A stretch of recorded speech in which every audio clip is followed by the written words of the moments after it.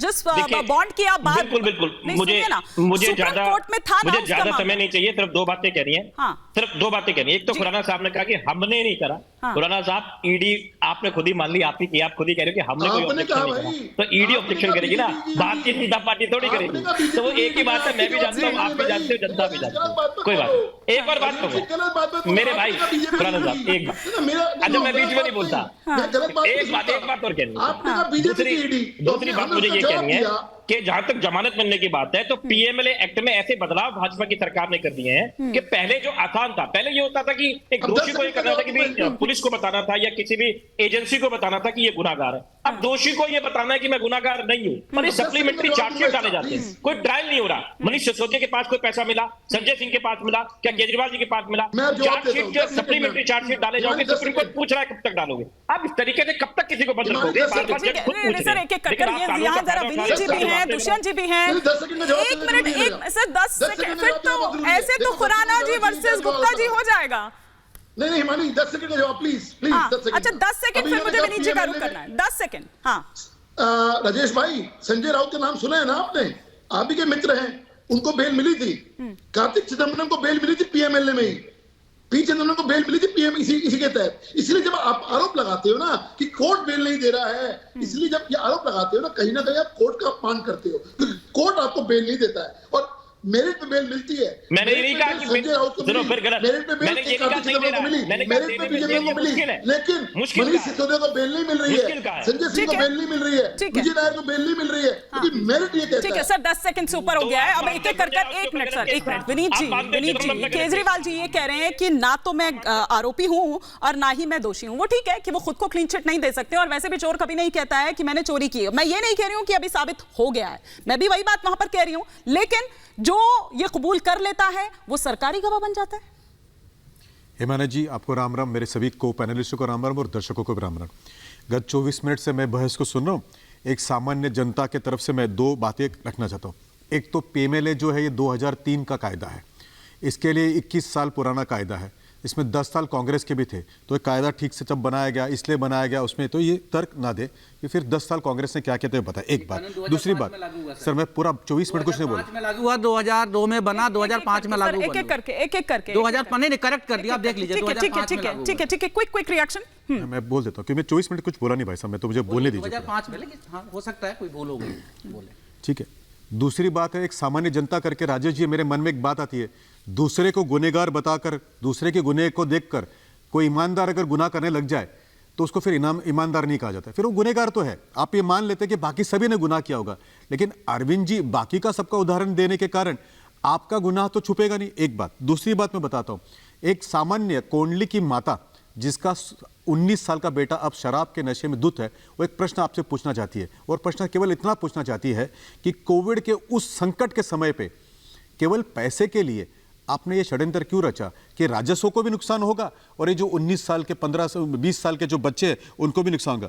तीसरी बात मैं आपको बताऊं, क्योंकि आप बार बार विषय को विषयांतर करने की कोशिश कर रहे थे कि उनका गुनाह है, वो स्कैंडल क्या हुआ, वो क्या हुआ उस बॉन्ड के अंदर, तो मैं एक आपको विषय पूछता हूं, किसने अधिकार दिया था दिल्ली सरकार को फीडबैक यूनिट बनाने का? ये फीडबैक यूनिट यानी तो जासूसी स्पाइंग एजेंसी हो गई, इसका तो अधिकार है नहीं आपको कहीं पे भी पार्लियामेंट से, और ये कहाँ से है? तो ये मुझे बताइए राजेश जी, प्रश्न मेरा राजेश जी के लिए है, पढ़े लिखे आदमी चाहिए इसके लिए आंसर देने के लिए। देखिए इस तरीके से नहीं, तो ये मुझे बताए राजेश जी कि फीडबैक यूनिट आपने कैसे बनाया था? ये क्या आपने और कहीं पे गुनहगारों को देख के बनाया था? तो एक तो दूसरे का गुनाह आपको कैसे माफ करेगा साहब? और ये फीडबैक यूनिट बनाने के लिए राजस्व से जो पैसा निकला था, यानी स्पाइंग करने के लिए जो पैसा निकला था, वो कहां से आया? तीसरी बात, जो टेंडर कैंसिल हुआ, जो टेंडर फेल हुआ, उसमें जो अर्नेस्ट डिपॉजिट मनी 30 करोड़ रुपए आप लोगों ने लौटाया, ये कैसे लौटाया? क्योंकि टेंडर का जो पैसा जो था वो तो सरकार का राजस्व का था, तो ये क्या है, गुनाह नहीं है क्या? तो मेरी बातें छोटी छोटी है राजेश जी, आप जितना बुद्धिमान नहीं हूं मैं। एक तो बताइए कि दूसरे के गुनाह के कारण आप भी गुनाह करेंगे? फीडबैक यूनिट कहां से बना, क्यों राजस्व का बचल रहा है, और उस मां को क्या जवाब देंगे जिसका 18 साल का बच्चा जो है नशेड़ी बन गया? क्विक रिएक्शन राजेश जी, फिर दुष्यंत जी वेट कर रहे हैं।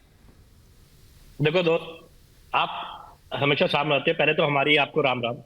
अब इस बात को समझने की कोशिश करो, जो आप बार बार व्हाट्सएप यूनिवर्सिटी की बातें बताते हो कि बहुत सारे ठेके खुल गए, जरा ना दिल्ली में घूमो, आप मेरे यहाँ पर आइए, मैं वजीरपुर विधानसभा का विधायक हूँ, सुनना मेरी बात को, 10 साल से विधायक हूँ, या पूछेंगे कितने ठेके थे, कितने बंद हो गए, बड़ा आसान है पता करना, ठीक है, बड़ा आसान है। मेरे सवाल दूसरा, आप कहते हो एक बार तो राजस्व का नुकसान हो गया, 19 साल का बच्चा जो नशेड़ी हो उसकी मां को क्या जवाब देंगे? फीडबैक यूनिट क्यों बनाया? तीसरा सर 30 करोड़ रुपया क्यों लौटाया? मैंने ठेके का नंबर कहीं नहीं पूछा आपको सर, बीच में नहीं बोलते, मैंने ठेके का नंबर नहीं पूछा सर, बिल्कुल। और दूसरा, विधायक महोदय, मेरी पढ़ाई आपको जानकारी होगी कि मैं पढ़ के आता हूँ, कागज लेके आता हूँ, डिटेल के साथ में आता हूँ। जवाब लेने देती हूँ, जवाब लेने देती हूँ। कुछ तो सम्मान रखो ना, किसी बात का कोई आपने बात बोला, मैं बीच में नहीं बोला, मैंने आपको कहा कि आपका स्वागत है, मेरे साथ आइए, बड़ी ईमानदारी से अच्छे दोनों भाई मिलकर चलेंगे, है ना, दोनों राम को मानने वाले हैं। अगर मैं गलत हुआ तो आप पब्लिक में कहना देखो राजेश गुप्ता ने ठेके खुलवाए, नहीं है तो आप मेरी बात मान जाना, क्योंकि रोज आप भी डिबेट पे बात बोलते हो, तो मैंने कहा। दूसरी बात, आपने कहा कि लोगों को शराब एक के साथ एक फ्री मिली, ऐसा कौन सा घोटाला है जहां लोगों को फायदा भी हो गया, शराब कंपनियों को एक के साथ एक फ्री भी देने लग गए? या कुछ कंफ्यूजन है, इसको ठीक करो, ये थोड़ा ना कॉमन मैन की जो आपने बात करी। अब तीसरी बात, फीडबैक यूनिट, भाई फीडबैक यूनिट क्या है, आपने कहां पढ़ा, आपको किसने बताया? आप जबरदस्ती व्हाट्सएप यूनिवर्सिटीज की बातों को यहां पर कर रहे हो।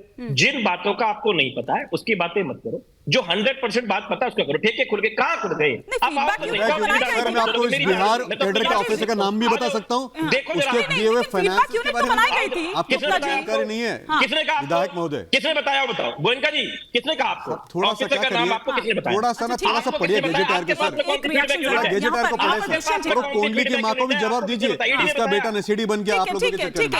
एक रिएक्शन यहाँ पर भी, फिर खुराना जी का रुख करूँ। जी जी, दो चीज के बारे में बताएं सर। आप बताइए, आपको किसने बताया? जी से भी और ईडी वाले मिश्रा जी से, दोनों से प्रश्न है कि एक्टिविटी ईडी की फिर से स्टार्ट हो गई। अमोल कीर्तिकर और हरक सिंह रावत दोनों जैसे ही प्रत्याशी घोषित हुए, दोनों को ईडी का समन आ गया। तीसरी महुआ मोइत्रा, उनको भी ईडी के समन आ रहे।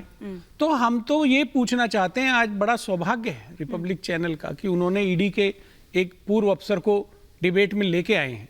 तो भाई ऐसा क्या हो जाता है कि आप उनके खिलाफ कार्रवाई शुरू कर देते हैं जैसे ही वो प्रत्याशी घोषित होते हैं? ये 3 उदाहरण है जी, बिल्कुल आपके समक्ष है, मैं चाहता हूं वो जवाब दें। नहीं, लेकिन पहले आप मेरी बात का जवाब दीजिए ना यहाँ पर। मैं अभी वो है नहीं, हमारे साथ चले गए, उनका फ्रेम चला गया है, लेकिन मैं जवाब इसका जरूर लूंगी। लेकिन मैं आपसे ये समझना चाह रही हूँ कि आप लोग जो फर्जी दोस्ती निभा रहे हैं, कम से कम असली दोस्ती है। असली दोस्ती कहाँ भाई है? भाई की क्यों दोस्ती नहीं है। आप लोग नजर आ रहे हैं? क्यों नहीं? सिर्फ लिप सर्विस हो रही है, भाई भाई की दोस्ती है, भाई सिर्फ लिप सर्विस। या फिर आप लोगों को अच्छा लग रहा है कि भैया ठीक है, जैसा कि मैं यही कह रही हूँ ना कि कोई जमीन जो है वो इसके जरिए कहीं आपको मिल जाएगी, क्योंकि सबसे ज्यादा डेट आप ही को पहुंचाया था। जमीनों की लड़ाई तो राजतंत्र में होती है, और जमीन पाने की इच्छा तो राजाओं की होती है, राजतंत्र की होती है। ये लोकतंत्र है। हम विचार के लिए और एक सशक्त भारत के निर्माण के लिए हम लोग साथ हैं, संजय और मैं और आम आदमी पार्टी और हम सब पूरा इंडिया अलायंस। और हमारा मूल उद्देश्य क्या है? जो संस्थाएं हैं जिनके काम काज पे, जिनकी फंक्शनिंग पे कहीं ना कहीं सवाल उठ रहे हैं, हम उन्हें सशक्त करना चाहते हैं। हम आम आदमी के लिए एक ऐसी भावी सरकार बनाना चाहते हैं जो आम आदमी के भविष्य को केंद्र में रख के फैसला करे। ये नहीं कि 2-4 उद्योगपतियों को फायदा लेने के लिए खुराना जी की पार्टी एक काम कर रहे हैं। एक व्यक्ति को सारे पोर्ट दे दिए, एक व्यक्ति को सारे एयरपोर्ट दे दिए। आपने ना बड़े हम चाहते हैं आम आदमी आए, बड़े स्मार्टली। देखिए, वैसे भी आप कहीं दिखाई नहीं दे रहे लड़ते हुए, वैसे भी कहीं दिखाई नहीं दे रहे हैं, और यहाँ पर सवालों को भी आप डक मारते हुए लगातार नजर आ रहे हैं।